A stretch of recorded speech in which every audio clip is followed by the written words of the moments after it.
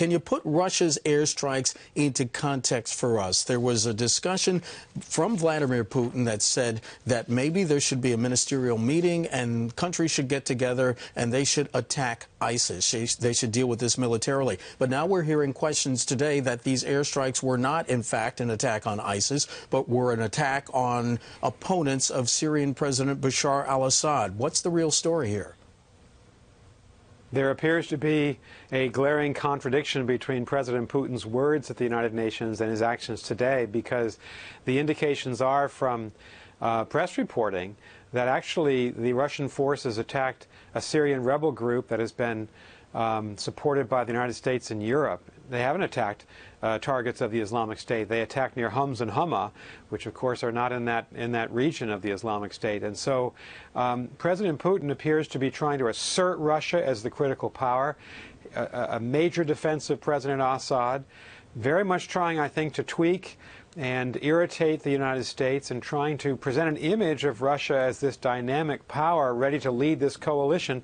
I'm not sure many countries will follow, because you saw statements from the Saudi foreign minister and other Arab officials saying that Russia's activities are not welcome in the Middle East. So I think this may lead to more division. I'm afraid it may lead to more refugees, certainly a continuation of the war. Russia's going to be fueling it.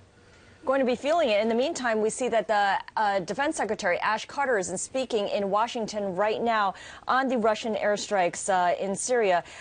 We know that White House spokesman Josh Earnest had said earlier as well that the Pentagon is reviewing Russia's airstrikes. Ambassador Burns, if you could tell us, what is Vladimir Putin's relationship with Assad? Is he over-presenting his influence over the Syrian leader? Well, the Soviet and Russian governments since the 1960s have been supporters of the Assad family, of Hafez al-Assad, the father of Bashar al-Assad, and of course of Bashar himself. The Russians, of course, have their only military base in the Middle East, in Syria. The Soviet Union, decades ago, was a real force in the Middle East, but they lost their influence after the October War of 1973. Putin seems to be now trying to reassert Russian power and to limit the power of the United States and some of the Arab countries and of Turkey. It's a very dangerous gambit. Everything will depend, I think, on the ability of the Russian government and the American government to be transparent enough so that we deconflict our respective military operations. On the same day today that Russia struck, United States jets struck at targets in Aleppo. Ostensibly, probably targets of the Syrian government positions. So we don't want to see a collision of Russia and the United States. And it just appears to me on the sidelines here in Cambridge, Massachusetts, that the Russians acted in a peremptory fashion without due regard for the fact that we're also conducting air operations in that theater, and we ought to try to be transparent so that we don't make a mistake and have our forces collide. Mr. Ambassador, Defense Secretary Carter just telling reporters that he and his Russian counterpart will be holding a meeting. What is there to talk about? We understand where both sides are coming from. The White House believes that President Bashar al-Assad should leave voluntarily, and the Russians say we have a relationship with Syria, and that relationship involves combating ISIS and other terrorist organizations who are trying to overthrow Mr. Assad, who is an ally of Moscow. Well, this is a very important development today, and a very dramatic one, the introduction of Russian military force in the Middle East. I think on the defense side, Secretary Carter and Minister Shoigu, the Russian defense minister, have to repeat the conversation they had last week about informing each other, being clear with each other about where we're going to be operating in the space, the airspace over Syria, so that there isn't a conflict created or a collision inadvertent, because neither side wants a conflict with each other.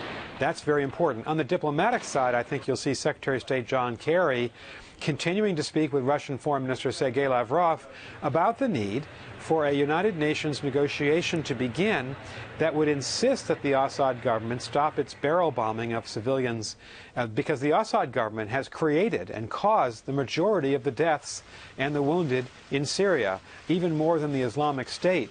So I think you'll see these dual conversations between the defense ministers and the foreign ministers, if you will, of the United States and Russia. We need that kind of communication because we we agree on very little concerning the Syrian conflict. We also disagree on Ukraine as well. Ash Carter saying in his press conference with reporters that the Syria discussions don't change position on Ukraine. That's another area where the U.S. and Russia clearly don't see eye to eye. What happens to that area of disagreement as we move forward with how to resolve Syria?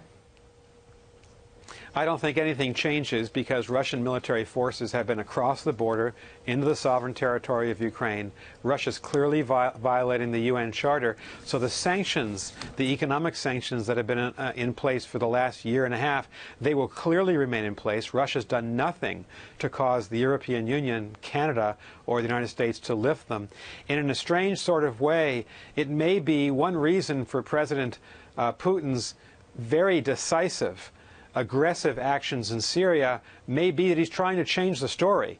He's trying to set himself up as the great opponent of the Islamic State so that people will pay less attention to Ukraine, or people may forgive him for Ukraine. I don't think he's going to be able to carry that off. I think the United States and Europe and Canada are sophisticated enough to be able to separate these conflicts, so I would not predict any change in the sanctions on Ukraine.